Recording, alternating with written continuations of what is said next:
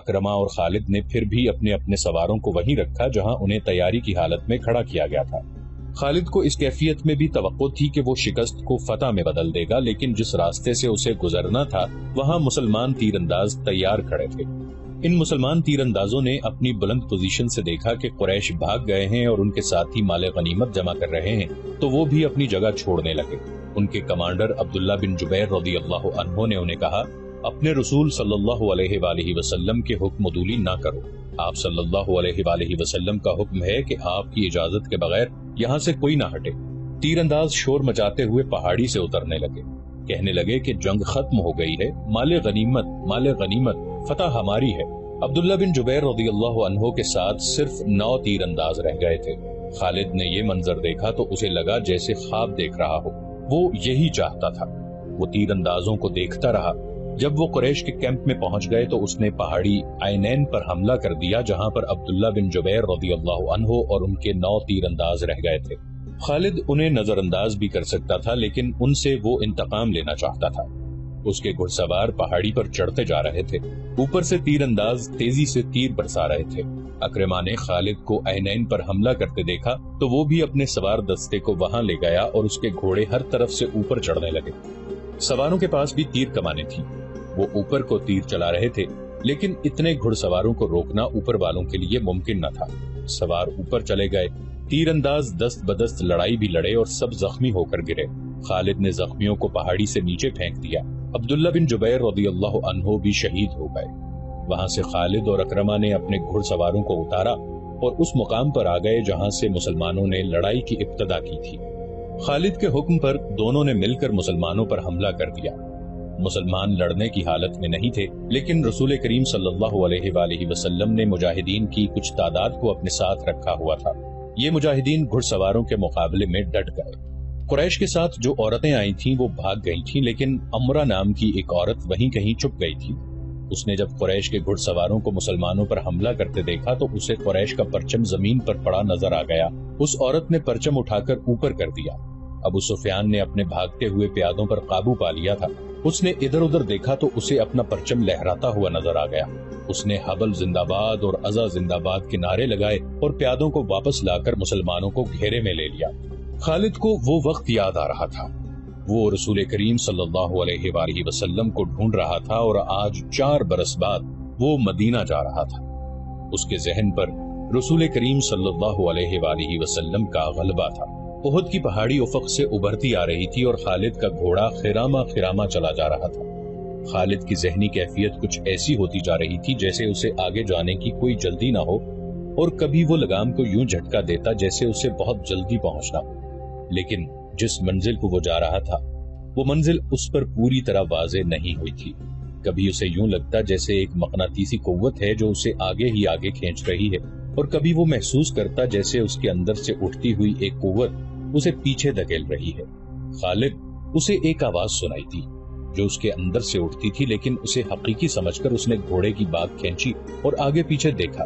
وہاں ریت کے سوا کچھ بھی نہ تھا، لیکن آواز آ رہی تھی۔ خالد، کیا یہ سچ ہے جو میں نے سنا ہے؟ خالد نے اس آواز کو پہچان لیا۔ یہ اس کے ساتھی اکرما کی آواز تھی۔ ایک ہی روز پہلے اسے اکرما کہہ رہا تھا، اگر تم یہ سوچ رہے ہو کہ محمد صلی اللہ علیہ وآلہ وسلم خدا کا بھیجا ہوا نبی ہے تو یہ خیال دل سے نکال دو۔ محمد صلی اللہ علیہ وآلہ وسلم ہمارے بہت سے رشتہ داروں کا قاتل ہے۔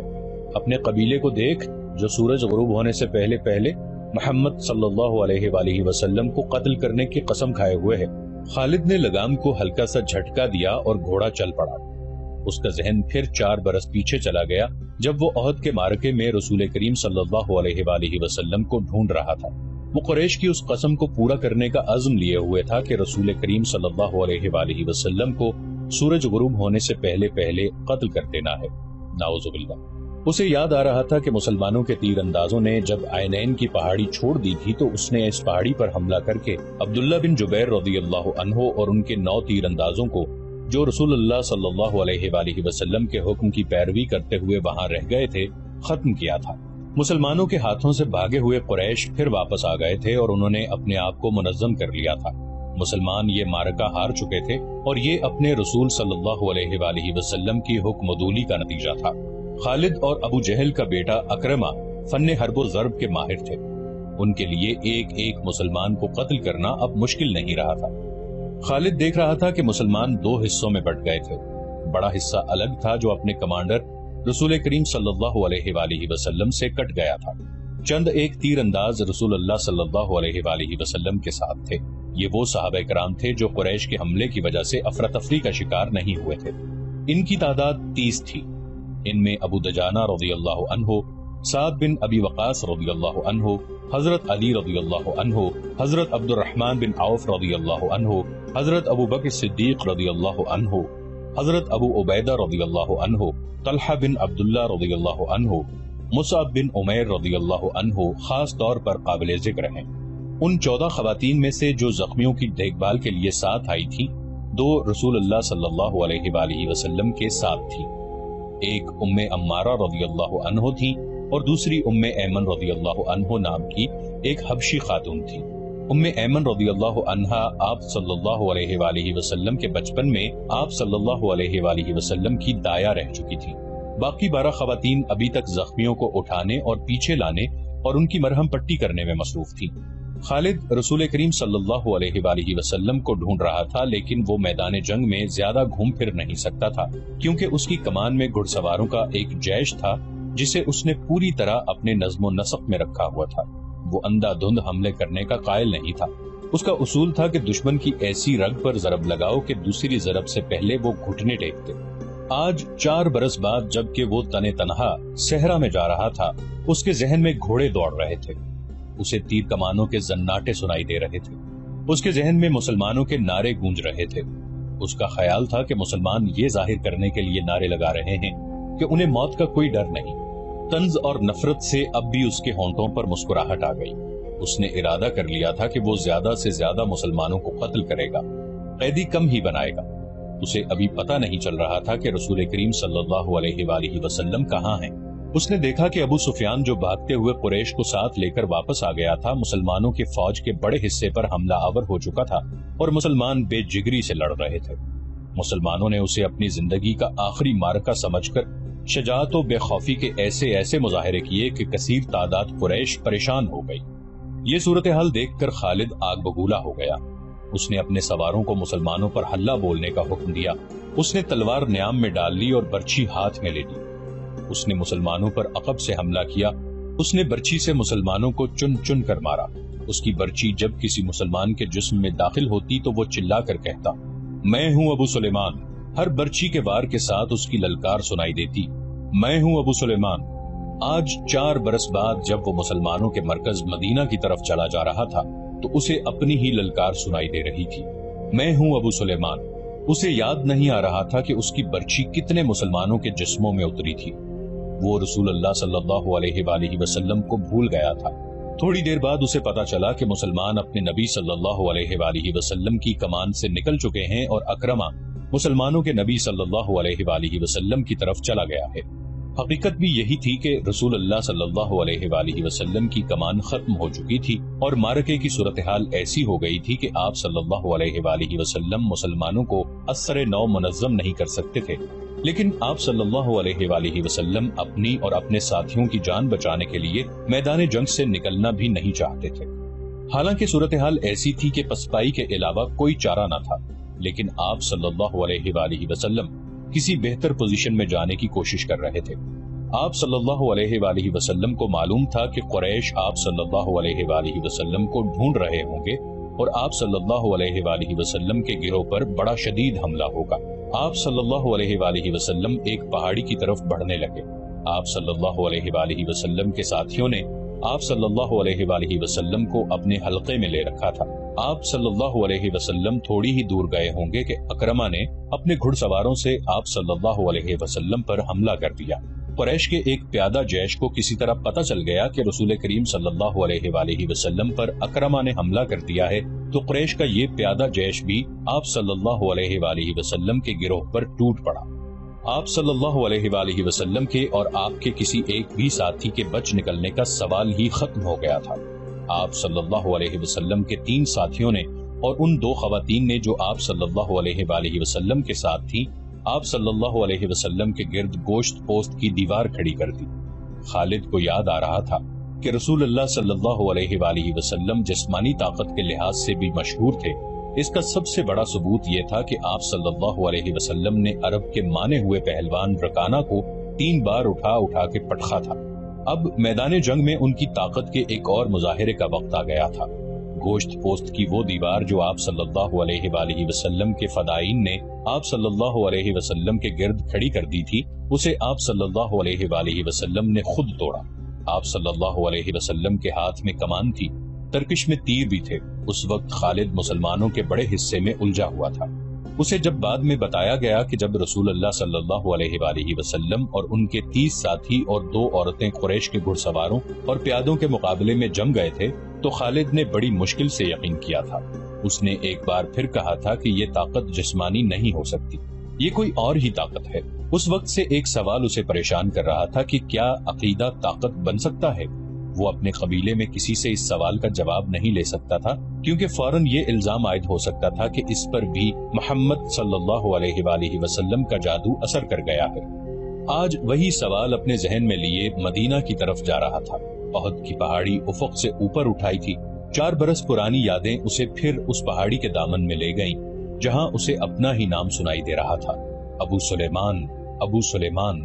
وہ اپنے تصور میں دیکھنے لگا کہ ان 30 آدمیوں اور 2 عورتوں نے اتنے سارے گھڑ سواروں اور پیادوں کا مقابلہ کس طرح کیا ہوگا۔ رسول کریم صلی اللہ علیہ وسلم اپنے دستے مبارک سے تیر برسا رہے تھے۔ آپ صلی اللہ علیہ وسلم کے ساتھی بڑھ چڑھ کر آپ صلی اللہ علیہ وسلم کو اپنے حلقے میں لے لیتے۔ ایک مورخ مغازی کی تحریر کے مطابق آپ صلی اللہ علیہ وسلم اپنے گرد حلقے کو بار بار توڑتے اور جدھر سے دشمن ان کی طرف بڑھتا اس پر تیر چلاتے۔ آپ صلی اللہ علیہ وسلم کی جسمانی طاقت عام انسان کے مقابلے میں کہیں زیادہ تھی۔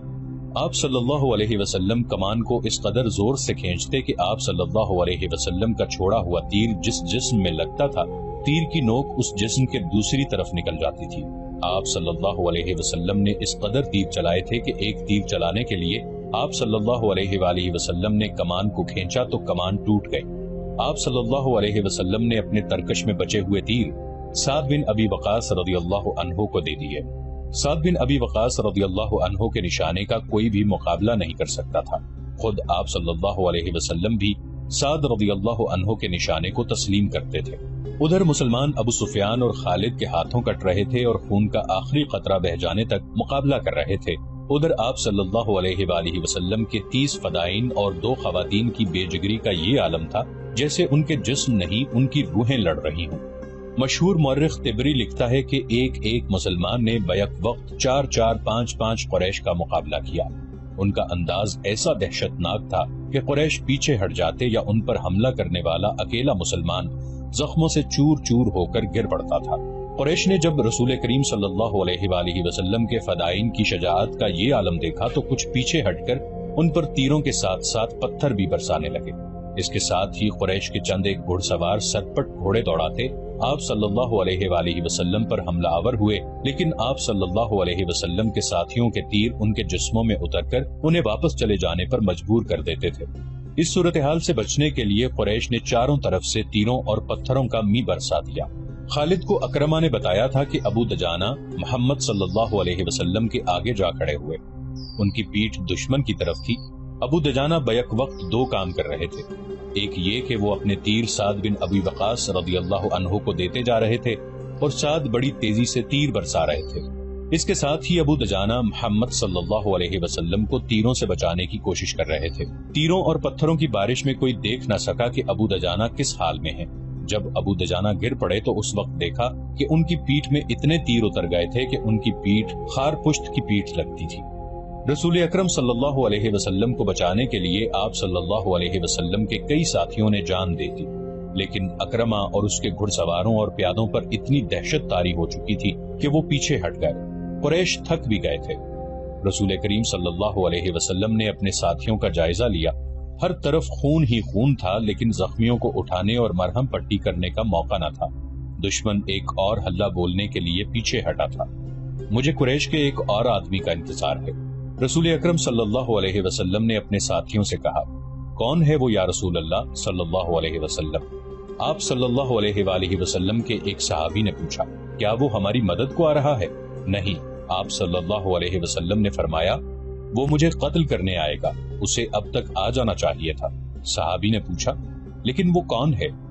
ابی بن خلف۔ آپ صلی اللہ علیہ وسلم نے فرمایا ابی بن خلف رسول اکرم صلی اللہ علیہ وآلہ وسلم کے کٹر مخالفین میں سے تھا۔ وہ مدینہ کا رہنے والا تھا۔ اسے جب پتا چلا کہ رسول اللہ صلی اللہ علیہ وسلم نے نبوت کا دعویٰ کیا ہے تو ایک روز وہ آپ صلی اللہ علیہ وآلہ وسلم کے پاس آیا اور اس نے آپ صلی اللہ علیہ وسلم کا مذاق اڑایا۔ آپ نے تحمل اور بردباری سے اسے اسلام قبول کرنے کی دعوت دی۔ کیا تم مجھے اتنا کمزور سمجھتے ہو کہ میں تمہارے اس بے بنیاد عقیدے کو قبول کر لوں گا؟ ابی بن خلف نے گستاخانہ لہجے میں کہا تھا، میری بات غور سے سن لے محمد، کسی روز میرا گھوڑا دیکھ لینا، اسے میں اس وقت کے لیے موٹا تازہ کر رہا ہوں جب تم قریش کو پھر کبھی جنگ کے لیے للکارو گے۔ اب بدر کے خواب دیکھنے چھوڑ دو، میں اسی گھوڑے پر سوار ہوں گا اور تم مجھے میدان جنگ میں اپنے آمنے سامنے دیکھو گے، اور میں اپنے دیوتاؤں کی قسم کھا کے کہتا ہوں کہ تمہیں اپنے ہاتھوں قتل کروں گا۔ نعوذ باللہ۔ ابی، رسول خدا صلی اللہ علیہ وآلہ وسلم نے مسکرا کر کہا تھا، زندگی اور موت اس اللہ کے اختیار میں ہے جس نے مجھے نبوت عطا فرمائی ہے اور مجھے گمراہ لوگوں کو سیدھے راستے پر لانے کا فرض سونپا ہے۔ ایسی بات منہ سے نہ نکالو جسے میرے اللہ کے سوا کوئی بھی پورا نہ کر سکے۔ یوں بھی تو ہو سکتا ہے کہ تم مجھے قتل کرنے آؤ اور تم میرے ہاتھوں قتل ہو جاؤ۔ ابی بن خلف رسول اللہ صلی اللہ علیہ وسلم کی اس بات پر تنزیہ ہنسی ہنس پڑا اور ہنستا ہوا چلا گیا۔ اب احد کے مارکے میں رسول خدا صلی اللہ علیہ وسلم کو ابی بن خلف یاد آ گیا۔ جو ہی آپ صلی اللہ علیہ وآلہ وسلم نے اس کا نام لیا تو دور سے ایک گھوڑا سرپٹ دوڑتا آیا۔ سب نے ادھر دیکھا۔ میرے عزیز ساتھیوں، رسول اکرم صلی اللہ علیہ وسلم نے اپنے ساتھیوں سے کہا، مجھے کچھ ایسا لگ رہا ہے جیسے یہ سوار جو ہماری طرف بڑھتا آ رہا ہے ابی ہی ہوگا۔ اگر وہ ابی ہی ہوا تو اسے روکنا نہیں، اسے میرے سامنے اور میرے قریب آنے دینا۔ مورخین واقدی، مغازی اور ابن حشام نے لکھا ہے کہ وہ سوار ابی بن خلف ہی تھا۔ اس نے للکار کر کہا، سنبھل جا محمد، ابی آ گیا ہے، یہ دیکھ میں اسی گھوڑے پر سوار ہوں جو تمہیں دکھایا تھا۔ یا رسول اللہ صلی اللہ علیہ وسلم۔ رسول اللہ صلی اللہ علیہ وسلم کے ساتھیوں میں سے 3-4 نے آگے ہو کر کہا، ہمیں اجازت دیں کہ اسے آپ کے قریب آنے تک ختم کر دیں۔ نہیں، رسول اکرم صلی اللہ علیہ وسلم نے کہا، اسے آنے دو، میرے قریب آنے دو، اسے راستہ دے دو۔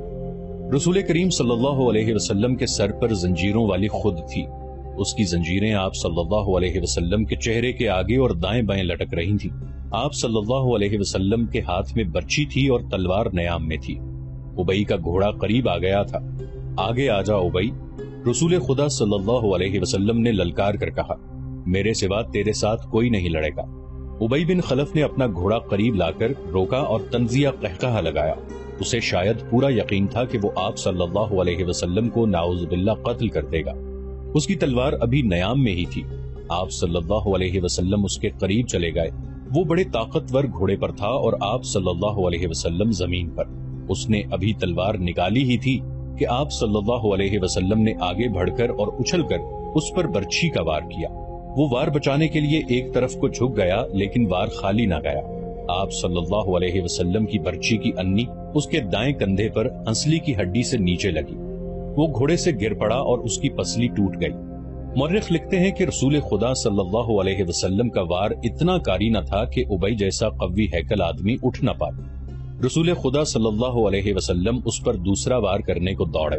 وہ گھوڑے کے دوسری طرف گرا تھا۔ اس پر شاید دہشت طاری ہو گئی تھی یا آپ صلی اللہ علیہ وسلم کا وار اس کے لیے غیر متوقع تھا۔ وہ اٹھا اور اپنا گھوڑا وہیں چھوڑ کر بھاگ گیا۔ وہ چلاتا جا رہا تھا، محمد نے مجھے قتل کر دیا ہے، اے اہل قریش، محمد نے مجھے قتل کر ڈالا۔ قریش کے کچھ آدمیوں نے اس کے زخم دیکھے تو اسے تسلی دی کہ اسے کسی نے قتل نہیں کیا، زخم بالکل معمولی ہیں، لیکن اس پر نہ جانے کیسی کیفیت طاری ہو گئی تھی کہ اس کی زبان سے یہی الفاظ نکلتے تھے، میں زندہ نہیں رہوں گا، محمد نے کہا تھا کہ میں اس کے ہاتھوں قتل ہو جاؤں گا۔ مورخ ابن حشام نے یہاں تک لکھا ہے کہ ابی نے یہ الفاظ بھی کہے تھے، اگر محمد مجھ پر صرف تھوک دیتا تو بھی میں زندہ نہ رہ سکتا۔ جب احد کا معرکہ ختم ہو گیا تو ابی قریش کے ساتھ مکہ روانہ ہو گیا۔ راستے میں انہوں نے پڑاؤ کیا تو ابی مر گیا۔ خالد کو آج 4 برس بعد وہ وقت کل کی بات کی طرح یاد آ رہا تھا۔ اسے یقین تھا کہ مسلمانوں کو اہل قریش کچل کر رکھ دیں گے، لیکن مسلمان جس طرح جانیں قربان کر رہے تھے اس نے خالد کو پریشان کر دیا۔ یوں لگتا تھا جیسے مسلمان پیادوں سے कुरैश के घोड़े भी खौफजदा हैं।